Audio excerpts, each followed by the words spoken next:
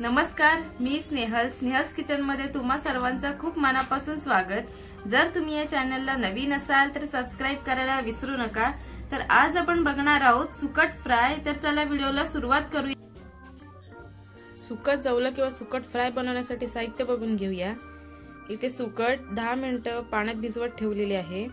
2 आमसुलाच्या फोडी पाण्यात ठेवल्यात। चवीनुसार मीठ, लसणाच्या ठेचलेल्या पाकळ्या, कढीपत्ता, बारीक चिरलेला कांदा, हळद, तिखट आणि हिरवी मिरची अशी बारीक चिरून घेतली आहे उभी काप करून।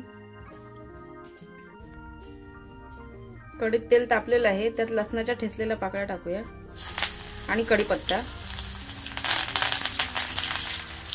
यातच हिरवी मिरचीचे उभे काप करून घेतले ते टाकूया।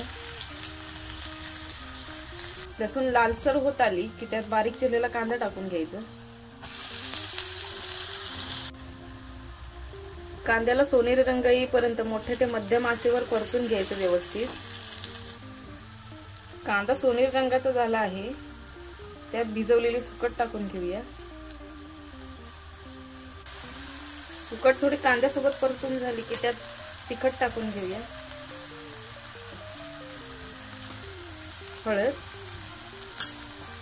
भिजवलेल्या आमसुलाच्या 2 फोडी, सगळं व्यवस्थित परतायचं परत एकदा। सगळे मसाले व्यवस्थित मिक्स झाले की त्यात चवीनुसार मीठ, मंद आचेवर 5 मिनिटे झाकण ठेवून सुकट वाफवून घेऊया।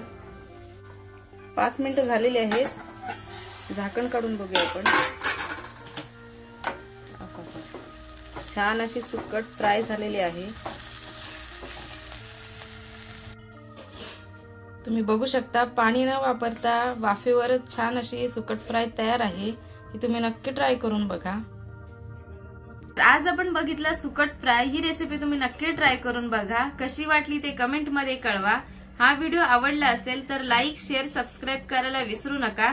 भेटूया पुढच्याच व्हिडिओ मध्ये। तोपर्यंत स्वस्त रहा, मस्त रहा। धन्यवाद।